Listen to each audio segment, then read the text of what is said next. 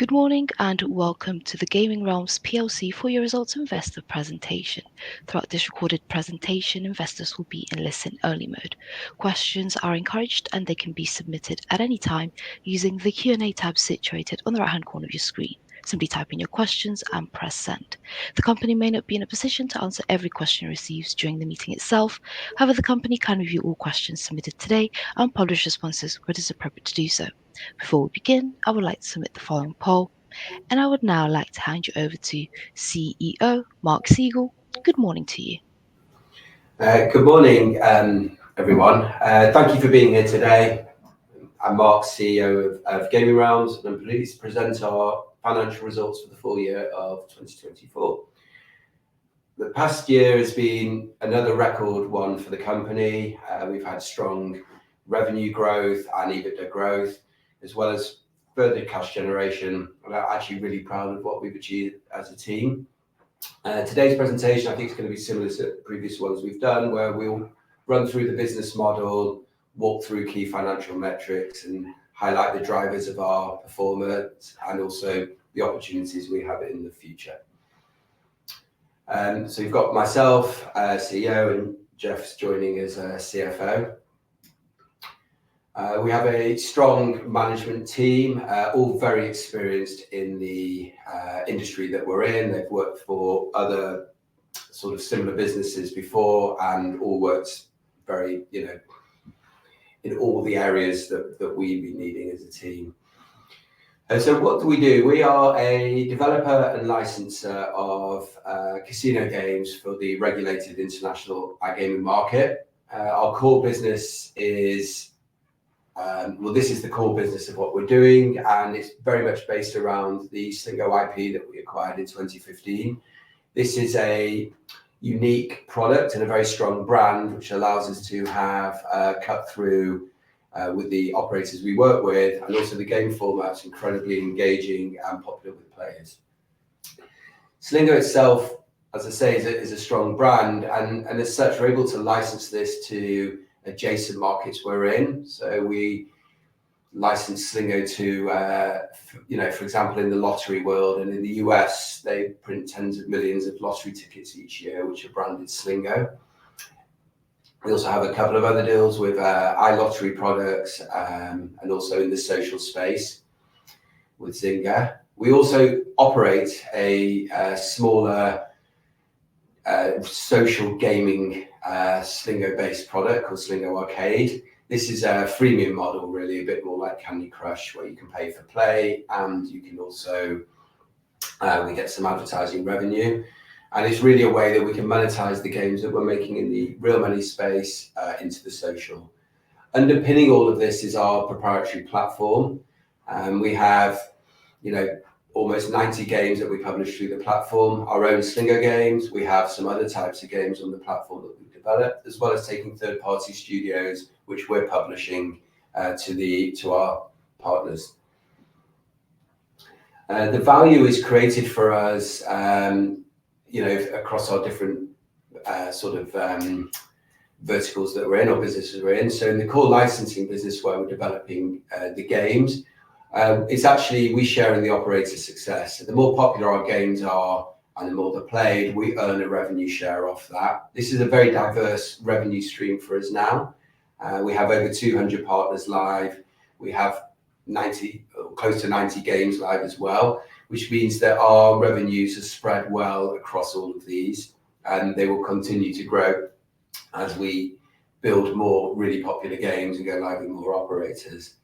The brand licensing side is generally on a revenue share basis as well, although the revenues that we see coming in are a little more volatile in the sense that we often get advances on our brand deals, in which case they may get accounted slightly more lumpy in financial periods. But this is really nice. It allows us to be in different markets and essentially have the Slingo brand out there. Social gaming, as I said, is more of a freemium-based model where you pay for, further play, and there's advertising revenue there. So Slingo, not only are they great games that we're producing, which are very popular with players, but they are category defining. Slingo is a mixture of slot and bingo. It is essentially found, or the operators are promoting these games alongside bingo and slots and jackpots or whatever else they may have on their sites. So we've given a few examples here in North America. We could find examples in almost every market we're in. So for example, here's Caesars. Above all the game images you can see there's a Slingo section on their site. And this allows us to have quite valuable real estate on mobile phones where our games are found. And the reason they're there is because Slingo is this very, very popular format now. I can show you the same here with BetMGM. These are both of them Caesars, BetMGM, big US operators. They also have a Slingo section. And we've also just taken an example from one of the lotteries we work with in Canada, Lotto Quebec. You can see those 6 tiles there, of which Slingo is highlighted. And each time you click in these sections, you'll find our portfolios promoted. I won't spend a lot of time here, but we are, we have a great reputation in the market, and we're working with the biggest sort of operators that there are in each market we're in.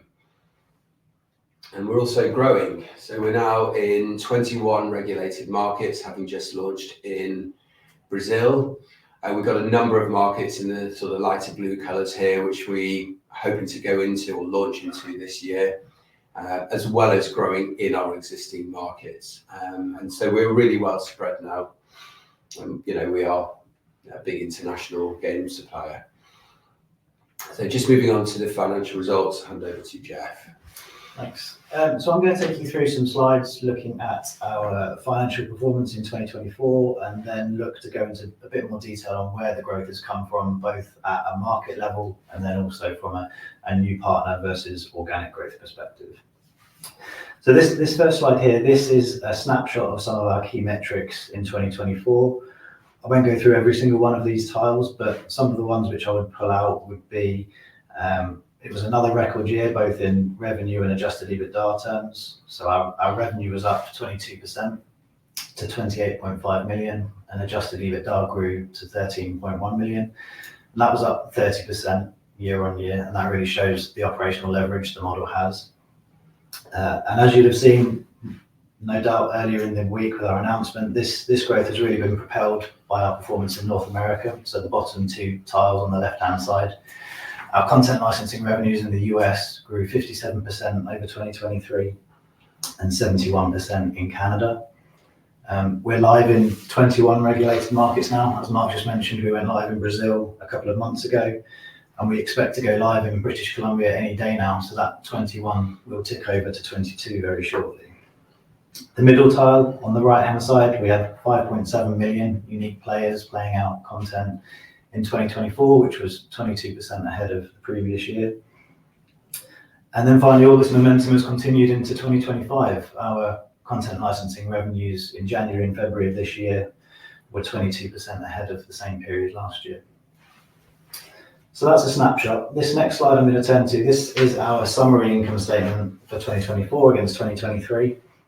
Again, I won't go through every single line here, but some of the key items I'd pull out would be headline revenue growing 22%, which was really driven by our core content licensing business growing 28% in year.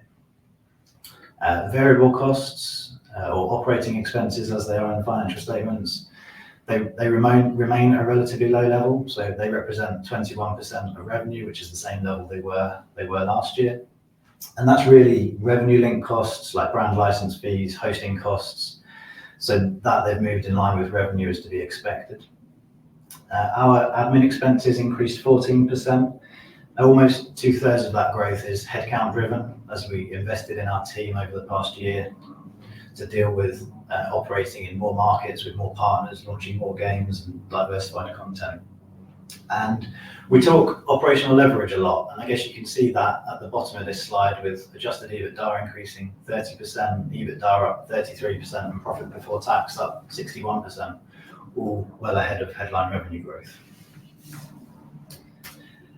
Now this next slide is quite a simple slide. It's trying to summarize our operational model, and it's saying as we launch with more operators in more markets and we develop, distribute and launch more games, the engagement on our game portfolio increases, more gameplay, there's more bets placed, and ultimately that feeds into revenue or increases in revenue for the business. And that's much better demonstrated visually on this next slide.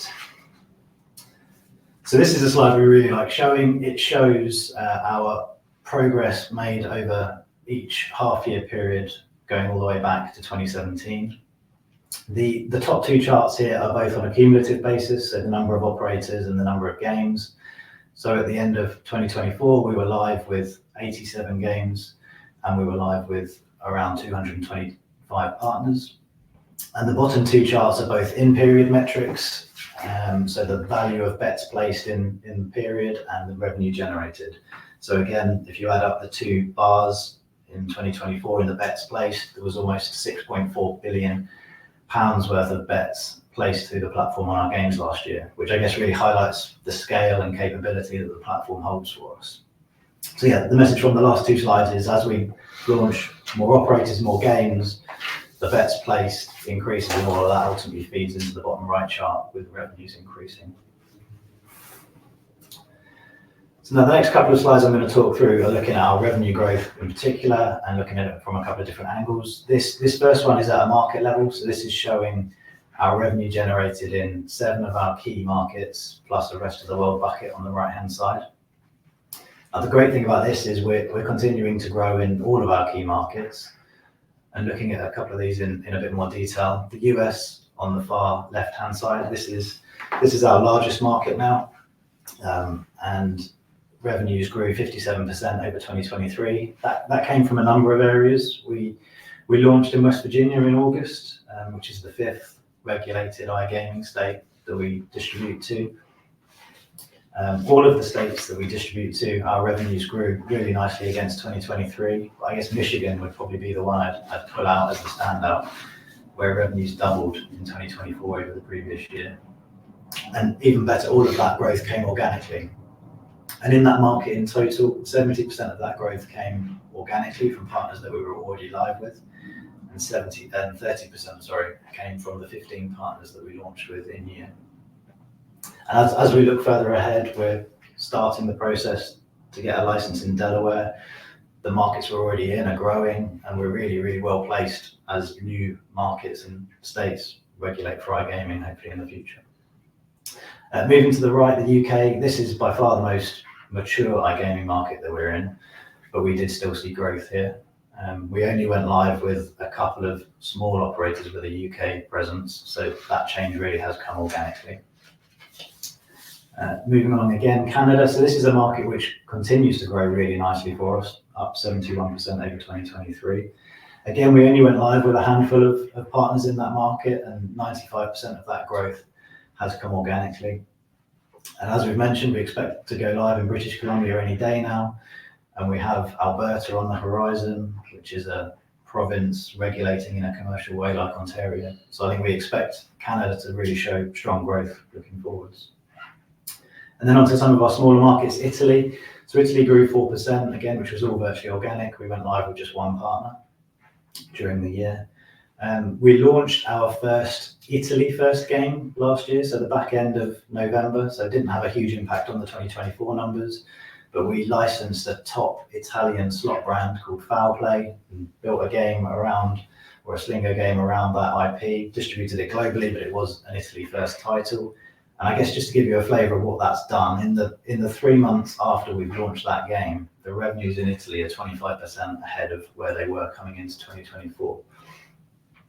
And then I wouldn't propose to talk too much about Spain and Portugal. They're both very much earlier in their growth cycle with us, but they continue to grow really nicely, 32% and 138%. So that's at a market level. This next slide is a relatively simple chart, but it's quite interesting nonetheless. It's showing the type of partner that our growth has come from. And what this is doing is bridging our content licensing revenues in 2023 of 18.5 million up to the 23.8 million generated in 2024. And when we say organic partner here, this is growth with partners that we were already live with before the 1st of January 2024. And there's two key messages from this chart really. The first one is that 70% of our growth in 2024 has come organically from partners that we were already live with. And the second is that we've still managed to layer on top £1.5 million of revenue from the new partners that we went live with during the year. And that becomes important as we move on to this next slide, showing the compound effect of what happens when we go live with a batch of operators. So this is looking at what happens when we go live with a cohort of operators in any year. I should say the scaling on this is showing the gross revenues that the operators generate from our games in any year. So the 2024 stack chart comes to almost 330 million of gross revenue. And each of the colours within the chart represent a different cohort year of operators. So for example, in 2021, we went live with a batch of operators which generated 18 million of gross revenue from our games that year.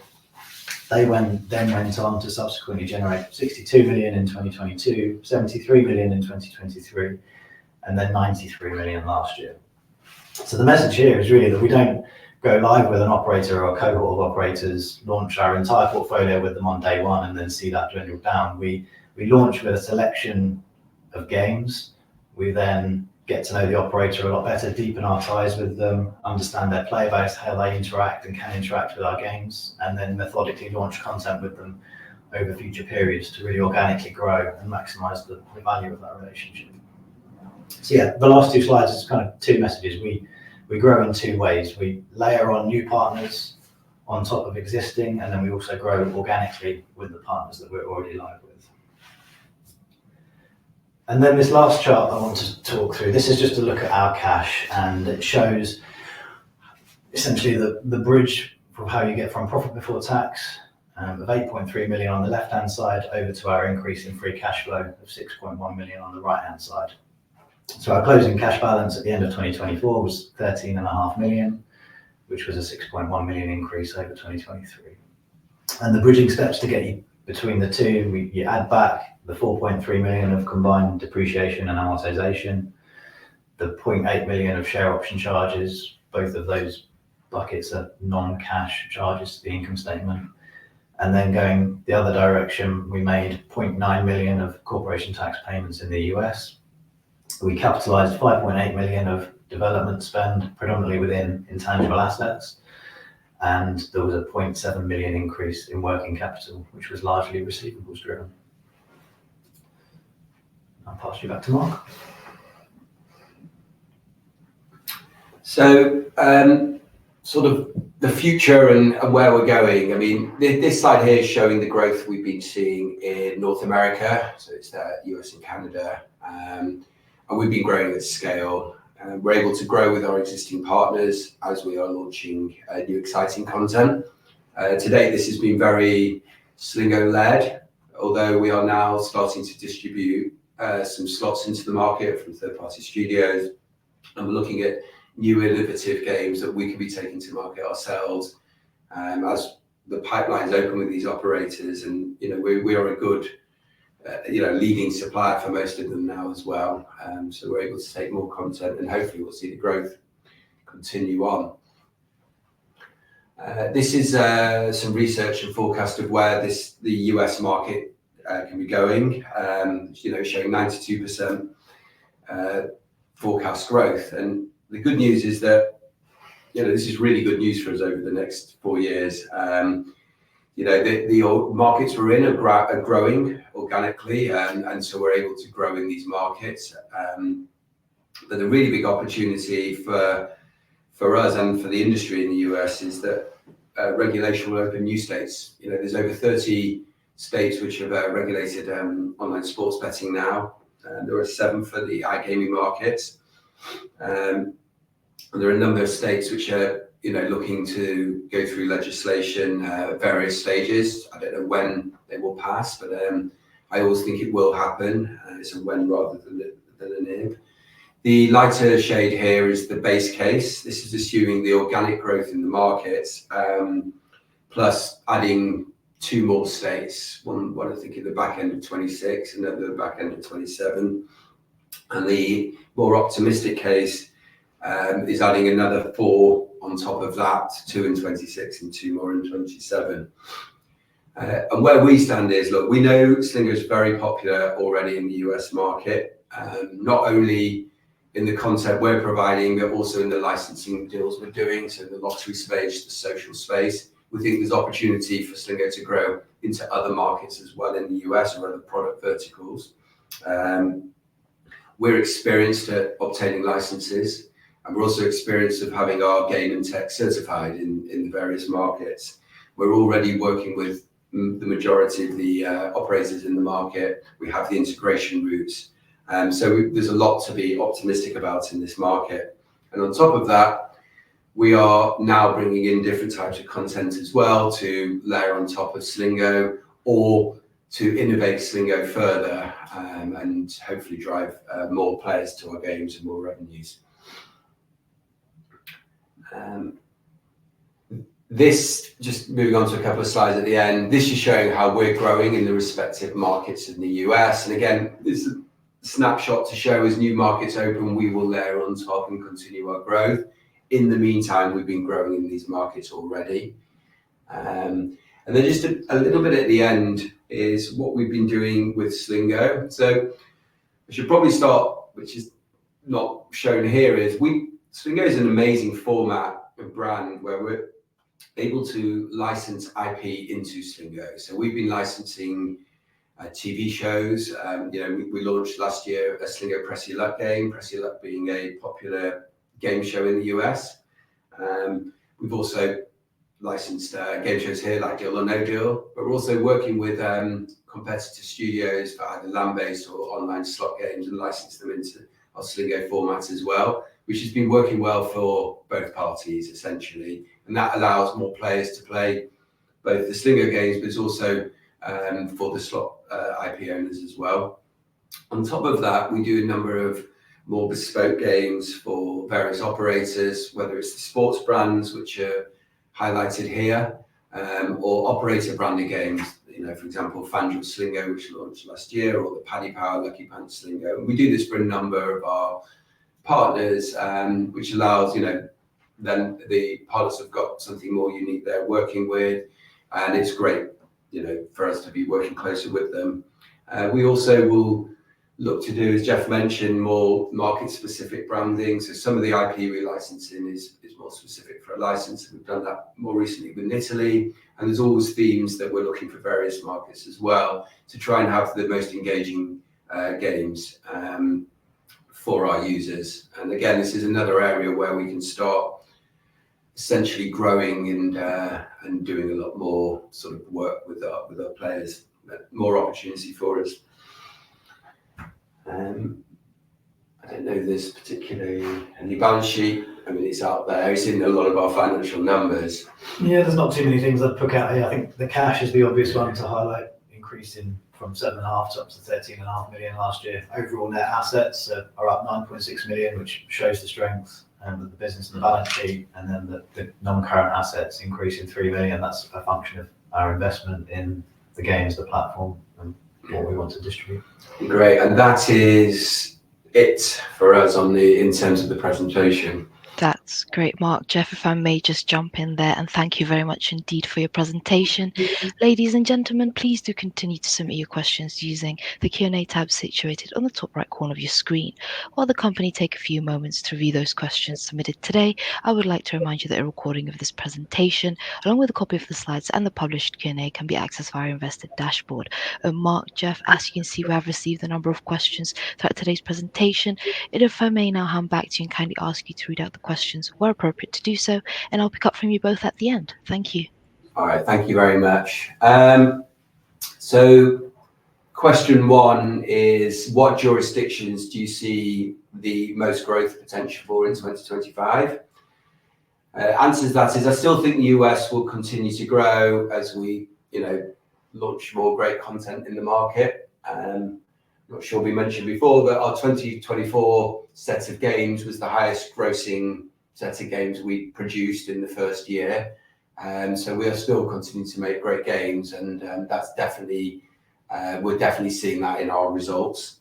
The US is still a growing market, but definitely in the long term, it's got the potential to be, grow and grow as more states regulate that.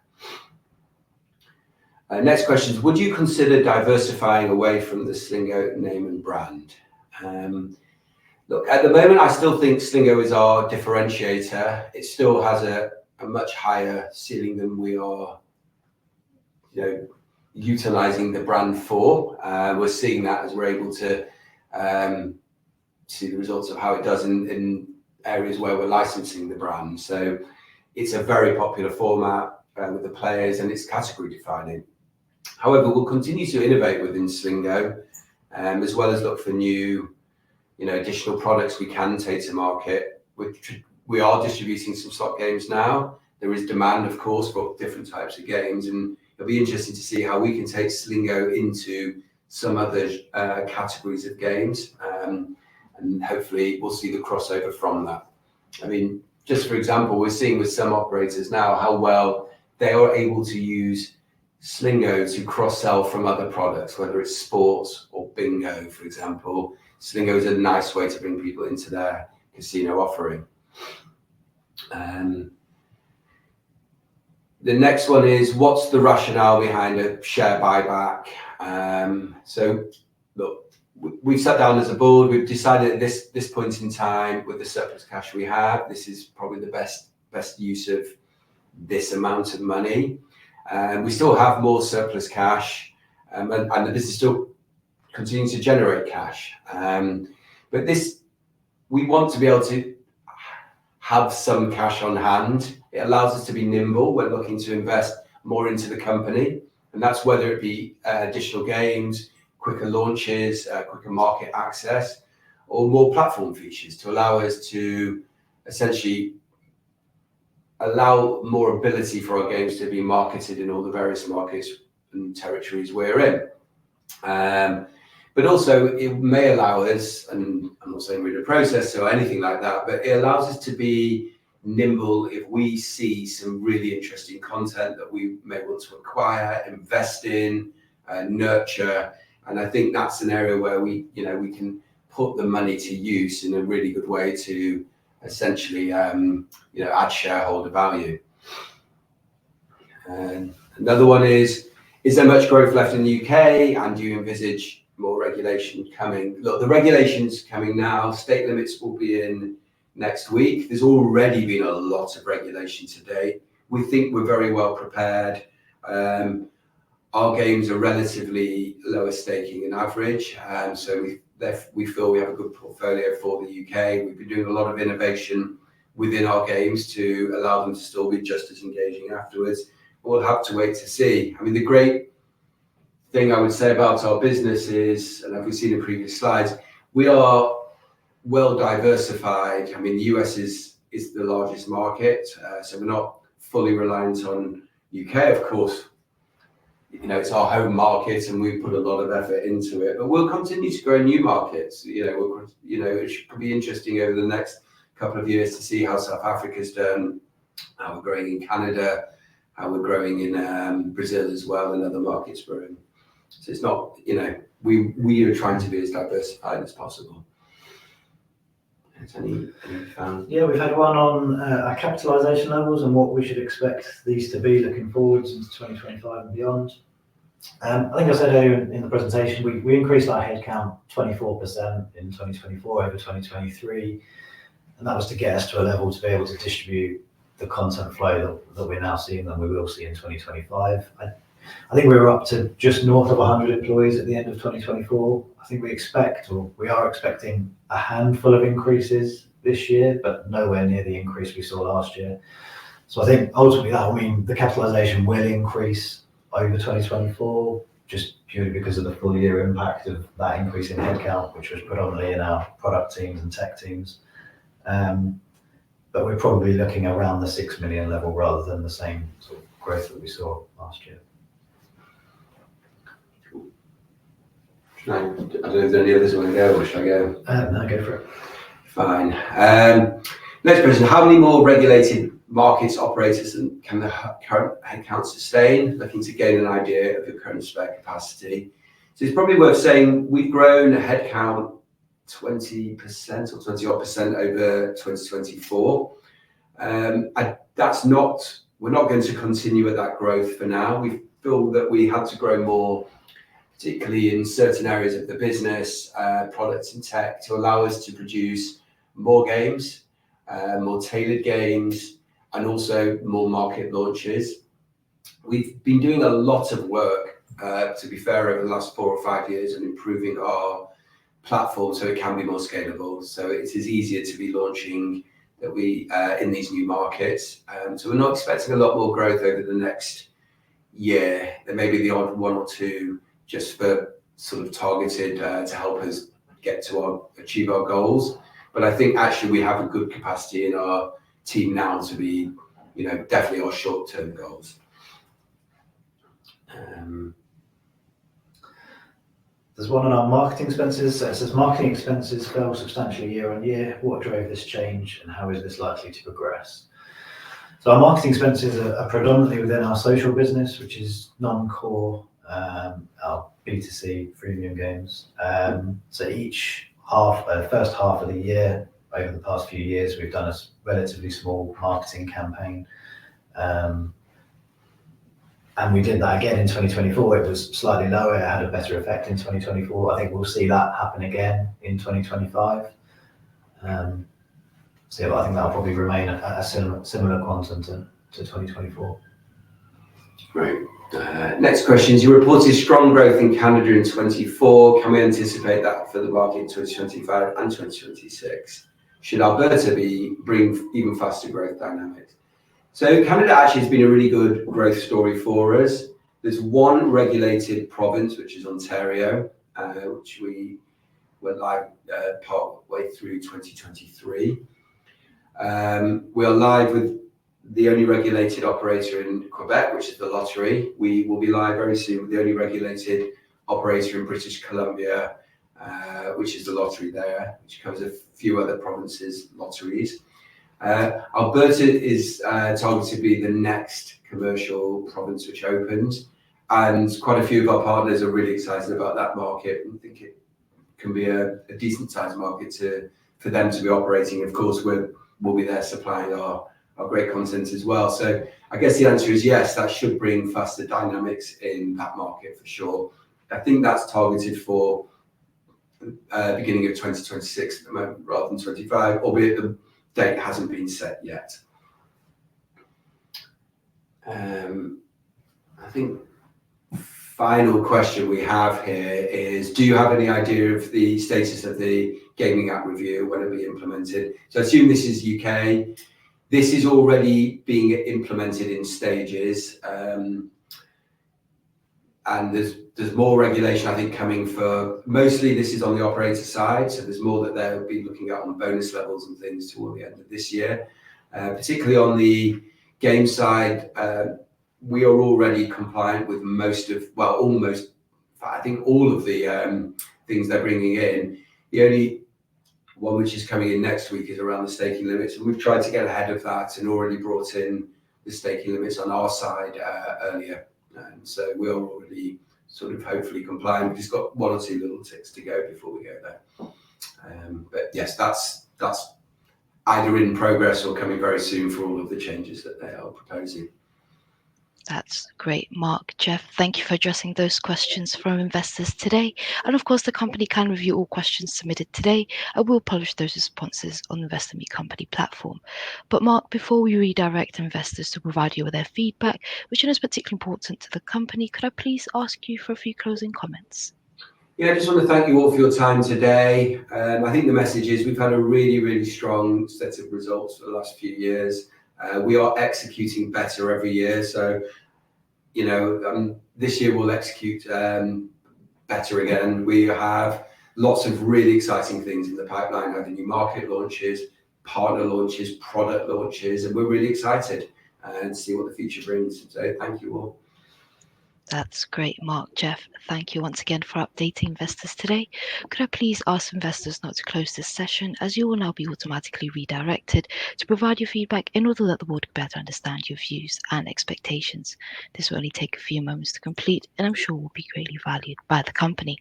On behalf of the management team of Gaming Realms PLC, we would like to thank you for attending today's presentation, and good afternoon to you all.